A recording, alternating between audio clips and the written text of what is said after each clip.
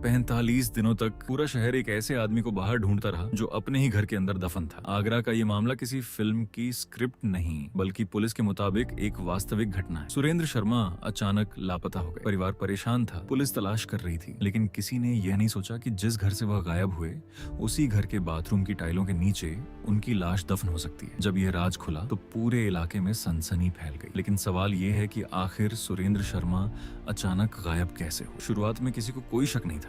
परिवार को लगा कि शायद वह किसी काम से बाहर गए होंगे। एक दिन बीता, फिर कई दिन गुजर गए, लेकिन उनका मोबाइल बंद मिला और किसी रिश्तेदार या दोस्त को भी उनके बारे में कोई जानकारी नहीं थी। मामला अब सिर्फ गुमशुदगी का नहीं लग रहा था। यहीं से जांच ने ऐसा मोड़ लिया जिसने पूरी कहानी बदल दी। पुलिस ने सुरेंद्र शर्मा के कॉल रिकॉर्ड, बैंक लेन देन और आखिरी गतिविधियों की जांच शुरू की। अधिकारियों ने परिवार के लोगों से कई बार पूछताछ की। हर बार जवाब तो मिल रहे थे, लेकिन कुछ बातें पहले दिए गए बयानों से मेल नहीं खा रही थी। यही विरोधाभास पुलिस के लिए पहला बड़ा संकेत बना, लेकिन असली झटका अभी बाकी था। पुलिस ने फैसला किया कि एक बार फिर पूरे घर की बारीकी से तलाशी ली जाएगी। कमरे देखे गए, सामान खंगाला गया और फिर अधिकारियों की नजर बाथरूम के फर्श पर गई। बताया जाता है कि फर्श का एक हिस्सा बाकी हिस्से से अलग दिखाई दे रहा था। ये छोटी सी बात थी, लेकिन इसी ने जांच की दिशा बदल दी। कुछ मिनट बाद जो मिला उसने वहाँ मौजूद हर इंसान को सन्न कर दिया। जैसे ही टाइलें हटाई गईं और नीचे खुदाई शुरू हुई, मिट्टी के अंदर से एक शव बरामद हुआ। बाद में उसकी पहचान सुरेंद्र शर्मा के रूप में, जिस इंसान को पुलिस पिछले 45 दिनों से पूरे शहर में तलाश रही थी। वो पूरे समय अपने ही घर के अंदर दफन था। लेकिन कहानी यहीं खत्म नहीं होती। शव मिलने के बाद पुलिस ने सुरेंद्र शर्मा की पत्नी रूबी शर्मा को हिरासत में लेकर पूछताछ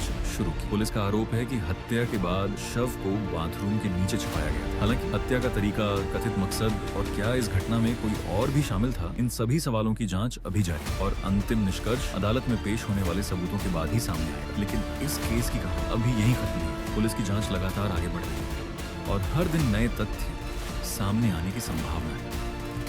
पोस्टमार्टम रिपोर्ट, फॉरेंसिक जांच और पूछताछ के बाद इस मामले में कई और बड़े खुलासे हो सकते हैं। जैसे ही इस केस से जुड़ी नई और पुष्ट जानकारी सामने आएगी, हम उसका अगला भाग लेकर आएंगे, जिसमें इस केस की हर नई परत को विस्तार से समझेंगे।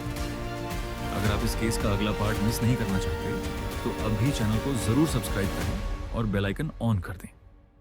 मिलते हैं अगले वीडियो में, जहां इस रहस्यमयी केस के नए खुलासों पर विस्तार से बात करेंगे।